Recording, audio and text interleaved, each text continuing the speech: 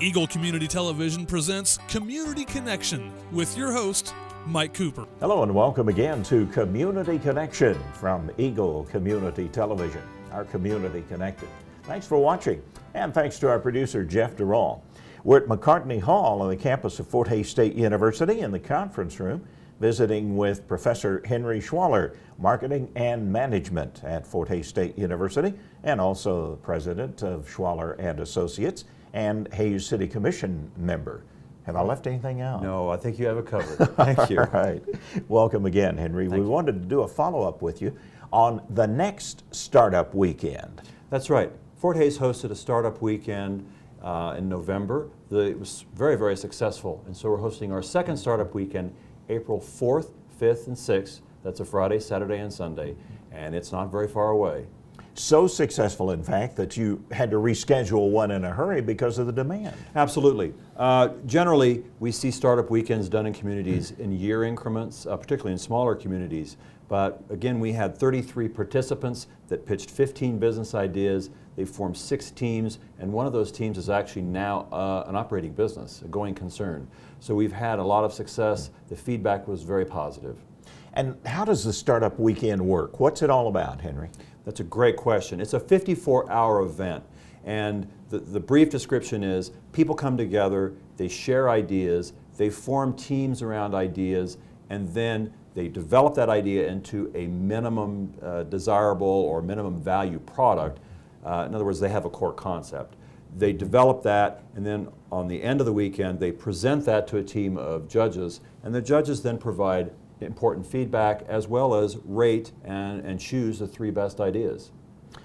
And eventually, these ideas, practical ideas, could come to fruition in the way of a business creation. It's true. Startup Weekend really has a couple things going for it, and the first is we do want to create tangible, real businesses, and we see that happening not only in Kansas but all across the country, the world actually. It's a global event. The second, though, is that there is a certain element of fun, believe it or not, in working with others in this really fast-paced environment. The creativity, the working in teams, that's really what brings people together. So the folks that participated in November wanted to do it again, not only because they had what they thought now was a better idea that had come out of that weekend, but they wanted to relive that experience again. It begins Friday evening right here in this building at McCartney Hall. We have live music, we have some great food, folks get together, then we have something called a pitch fire, where the participants, if they wish, pitch their business idea in rapid succession. If you don't have an idea, you're still welcome to attend. Then the whole group, all the participants, vote on the ideas that they believe are best. Teams then form around those ideas, and then folks disperse and they begin a weekend process of developing a business plan, a marketing plan, and really, as I call it, the minimum viable product, and prepare that for a Sunday evening presentation. And using the team effort gives an idea for more input, more ideas, and more collaboration, if you will. A solitary person with a business idea may have the best idea in the world, but without the input of someone with a background in accounting or design or web development is not going to do as well. It's that collaborative process that challenges us, that brings better ideas to the fold. It creates conflict, and it certainly takes time. That's why it takes 54 hours, but you have a much better finished product than you do if you do something on your own. The Startup Weekend, the Hays Startup Weekend, why did you want to bring it to Hays and Fort Hays State University? Well, the simple answer is one of our alums who had majored in information technology had experienced one in Las Vegas, and it was a profound experience for him. He had been working for a large company, Zappos.com, an online retailer, and as a result of this, he realized that he wanted to start his own business, and subsequently did. The other reason is actually quite selfish. We live in a community that's thriving, we're doing well, but our future is kind of questionable. The counties that are around us are decreasing in size. We've been losing populations for decades. If we want to be a successful community 5 or 10 years down the road, we need to invent businesses that are born here, born in Ellis County, they're of western Kansas, and those are the kinds of businesses that will make up our economy in the future. It's like gardening. If you want to plant a good garden, you want to make sure that you have items that are going to provide fruit or tomatoes in June, July, and August. And that's what I'm trying to do, economic gardening. Well, and the model has to change too a bit, doesn't it, Henry? Because we can no longer rely on agriculture and oil and the basics that made Ellis County strong. We have to branch out to new thoughts and new ideas. Well, the thing about both agriculture and oil, they're still an incredibly important part of our economy. They use more technology than ever before. But to be successful in ag or in oil, you have to be entrepreneurial. You have to look to new business ideas. So the process of being entrepreneurial really threads through all of Startup Weekend. We want to teach people to think about new ways to look at not only agriculture, oil, or the next new idea to come here. Because it's true, with economies of scale, agriculture is going to change dramatically over the next 10 years. Oil exploration and development, that's going to change as well. What will be the next new industries in this area? How can we build those? Well, and talk about a little bit in the shift in work possibilities, Henry. Of course, we went through the years of the large companies, Travidol, et cetera, comes to mind, to smaller, more specialized businesses. How does that play in? Well, that's the biggest change. There have been three big forces that have changed the world of work over the last 10, 20 years. One is globalization. The second is technology. The third is demographics. Demographics refers to the aging of the baby boomers who will eventually retire out. The workplace is much more diverse than it was 20 years ago. Technology has made us globally connected. It's rapidly changed the way, the pace of business, and firms that are not constantly adapting will die. And of course, globalization means that we have competitors all over the world. Even if we're in something specialized here in western Kansas, someone somewhere else can copy it and make a lot of money with it. So in order to be successful, we used to say, well, you go work for a big firm and you'll work there for 30 years and you'll get a watch and retire. No. If you want to work for a big firm, you generally have to be very creative, not specialized necessarily in one area, marketing, finance, or accounting. That's very helpful, but you also have to be entrepreneurial to help that firm meet those three changes that are occurring. Most of our students do that, but then at the age of 30 or so, they say, you know, I really want to work on my own. And so those skills are even more relevant. The thought of creative problem solving, working with others, collaboration, solving problems in a way that's unique and new, as we say, thinking outside the box. So those are skills that are very important if you want to be personally successful. Well, and as our producer Jeff Durall had indicated earlier, you also have to be willing to do more with less. That's right. The day of I have a simple job, I do this over and over again, that has gone away. Most firms have become, I don't want to get too technical, but most jobs have expanded a lot because firms have reorganized. They can't afford to hire as many workers as they did in the past. So there are fewer specialists and more generalists, people that do a lot of different tasks. That can make work a lot more fun, but it generally means more hours, it means more challenges, and it's a lot harder. It's very stressful, particularly in large companies. That's why over the last 10 years, the greatest number of jobs have been created by people starting their own firms. So small businesses in the United States and in Kansas make up the bulk of job creators, not those large companies anymore.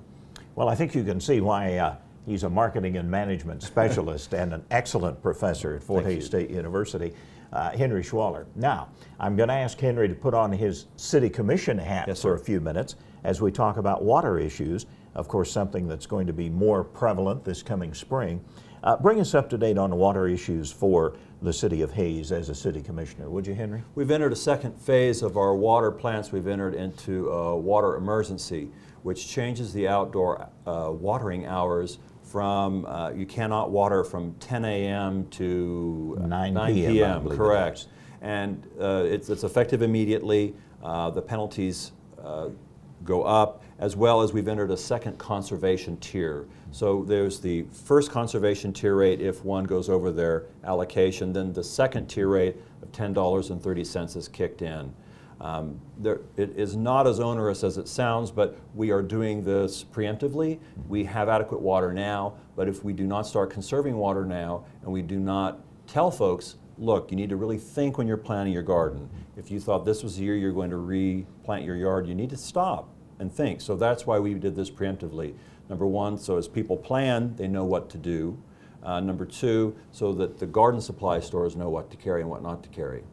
I was going to ask you if you're planting your tomato crop yet and how Yes. you're going to approach the garden, and some tips for gardeners themselves. Well, I am by no means I have not the ability. I'm a very novice gardener. I've chosen a number of heirloom that I'm going to plant from seed, so I'm getting on that this weekend.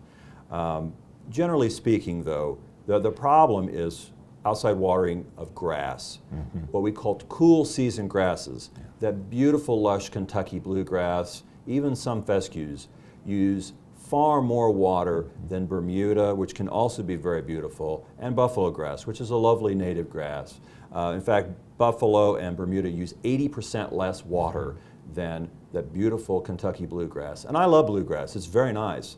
The problem is it's just not suited to our climate, both because of our arid climate, but also it requires so much work that it isn't really wise. Yeah, a lot of input to fertilizers, excessive amounts of water, because they are not native to this area. They just don't really fit in. And I would just also, the fertilizer is exactly right. We have to add a lot of things to it to make it survive here that probably are not good for our environment. What about the business approach with these large expanses of grass, if you will, at businesses? How are they impacted, Henry? Well, right now we're not approving any more irrigation meters. And depending on the situation, we may actually shut off some irrigation meters. The city will consider a new landscaping code, both for commercial and residential. So that will be coming up in about a month or so.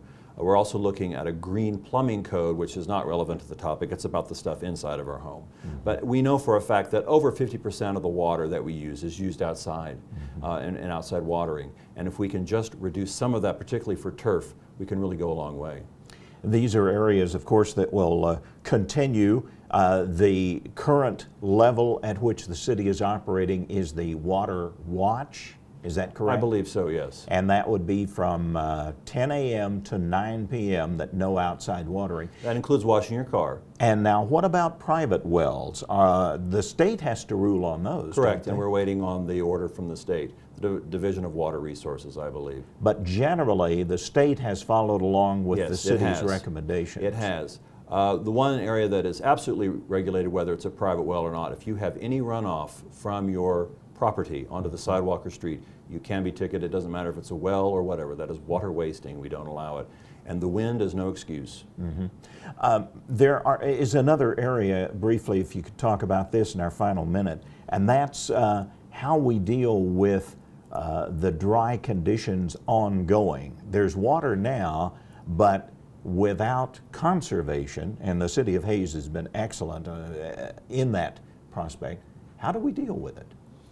Well, we have to find new water sources. There's no way around it. Conservation is important, and we are the leader in conservation, not only in the state and the region, but in the country.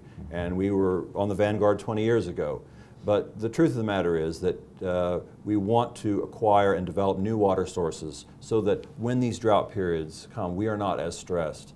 Other communities have been successful. They're much larger, whether it's Wichita or Johnson County, where others have struggled. Salina has a just as dire water problem as we do. It just doesn't get the news as much. So Hays is not an outlier. We're not the only community in Kansas or in the Midwest or in the Rocky Mountain states that face this problem. But we really must move ahead carefully. We don't want to use what resources we have, the $25 million in the bank. We want to move carefully, but we must execute a water strategy within the next year and a half. Hey, City Commissioner Henry Schwaller, and by the way, thank you for your service on the City Commission all these years. Our guest today on Community Connection. Thanks again to our producer, Jeff Durall, and thanks for watching Community Connection from Eagle Community Television.